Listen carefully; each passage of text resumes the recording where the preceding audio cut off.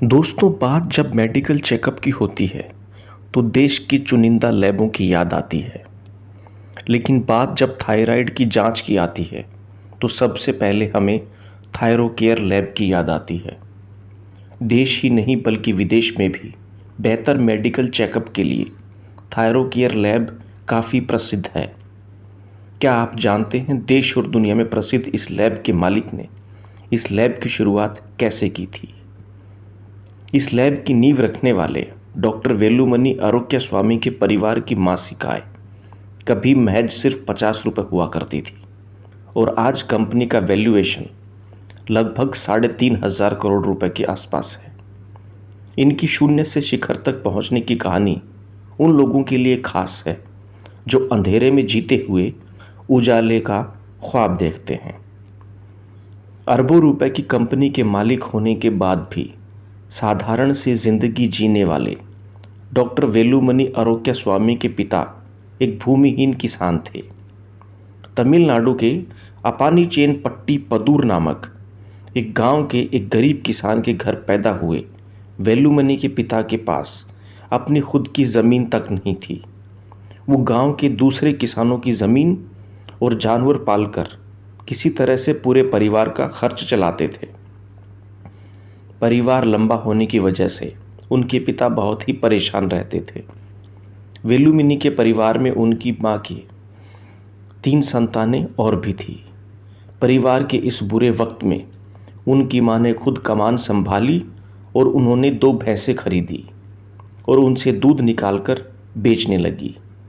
इन 2 भैंसों से उन्हें इतना पैसा मिलता था कि वो सिर्फ अपना घर चला पाती थी।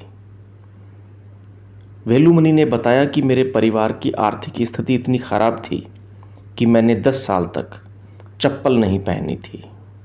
परिवार की आर्थिक स्थिति ठीक न होने के कारण 1979 में उन्होंने 19 साल की उम्र में जेमिनी कैप्सूल्स कंपनी में नौकरी शुरू कर दी थी।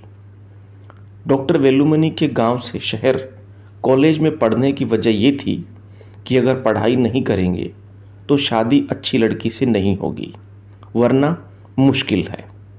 19 साल की उम्र में बीएससी की डिग्री प्राप्त करने के बाद डॉक्टर वेलुमणि ने कोयम्बटूर में एक कंपनी में केमिस्ट के तौर पर काम शुरू कर दिया और इन्हें महीने में 150 रुपये मिलने लगे थे। यहाँ पर मिलने वाले 150 रुपये में से 50 रुपये वो अपने पास रखते थे और 100 रुपये अपनी माँ को हर महीने भेज दिया करते थे।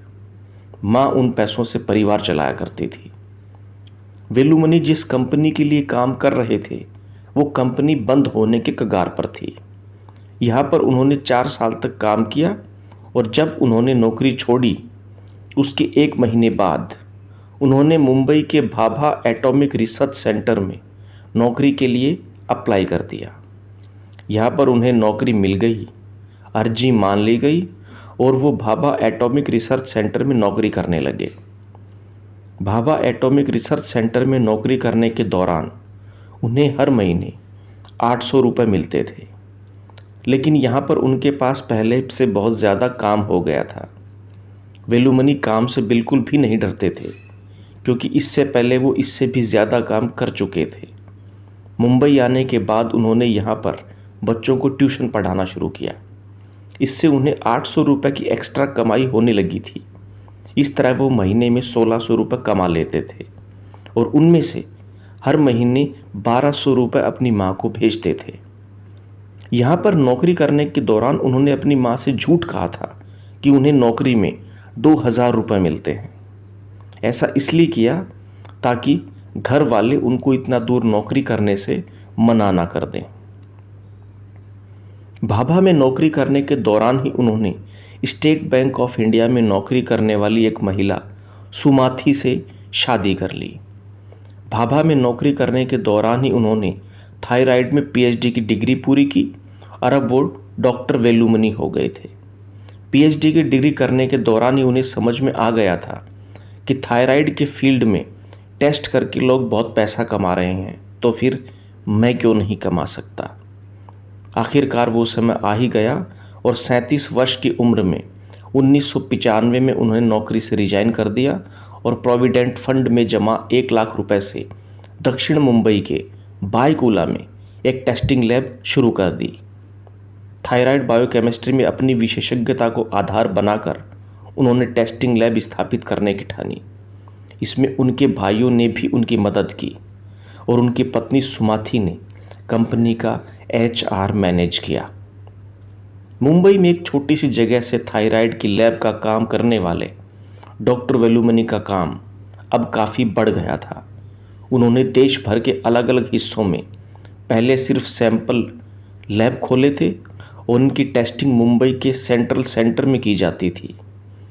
लेकिन 3 साल में इस कंपनी का वैल्यूएशन दुगना यानी कि लगभग 1320 करोड़ रुपए हो गया था। आज उनकी कंपनी के 1100 से अधिक आउटलेट्स हैं।